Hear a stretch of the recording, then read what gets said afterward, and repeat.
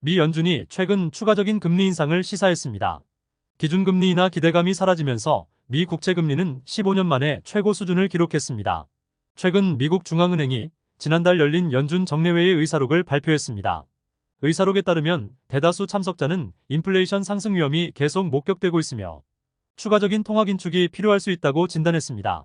대부분 참석자들이 추가 금리 인상 필요성을 시사한 셈입니다. 의사록 발표 이후 뉴욕 증시가 낙폭을 확대하기도 했습니다. 상당수 전문가들이 연준이 금리를 올리더라도 이번이 마지막이 될 것으로 예상하고 있지만 제롬 파월 연준 의장은 기자회견에서 앞으로 지표에 따른 접근을 계속해 나갈 것이라며 통화 긴축을 계속할 수도 있는 모든 가능성을 열어뒀습니다. 고금리가 계속되면서 미국의 10년 만기 국채 수익률이 4.258%를 기록했으며 해당 수치는 지난 2008년 금융위기 이후 최고치입니다. 계속되는 금리 인상 여파로 현재 한국과 미국의 기준금리 격차는 2%로 역대 최대치로 벌어졌으며 미국이 금리를 또 올리면 국내 금리 인상 압력이 더욱 커질 전망입니다.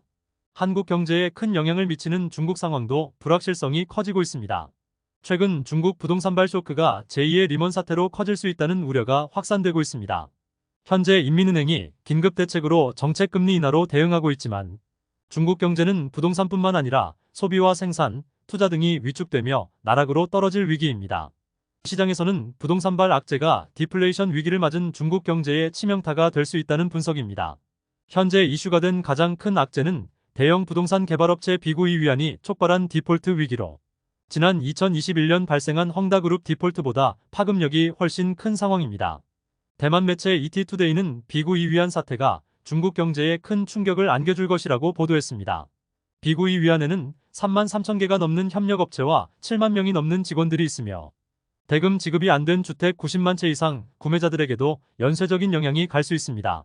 블룸버그에 따르면 작년 말 기준 비구이 위안의 총 부채는 255조 원에 달하고 있습니다. 중국 경제 상황도 심상치 않습니다.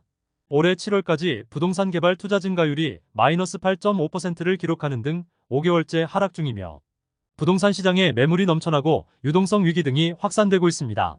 또 소비 판매와 산업 생산 등 디플레이션 우려가 여러 지표에서 확인되고 있습니다. 인민은행은 최근 1년 만기 유동성 지원 창구 금리를 2.5%로 인하했으며 역환매 조건부 채권 금리도 1.8%로 인하하는 등 긴급 조치를 진행했습니다. 신속한 대응에도 불구하고 이번 위기가 제2의 리먼 사태가 될 수 있다는 국제사회의 우려는 짙어지고 있습니다.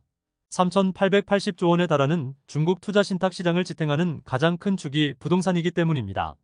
블룸버그는 비구이 위안 여파가 다른 업체로 전염될 가능성이 있다고 전했으며 JP모건은 중국 경제 성장률을 최대 0.4%까지 끌어내릴 수 있다고 경고했습니다.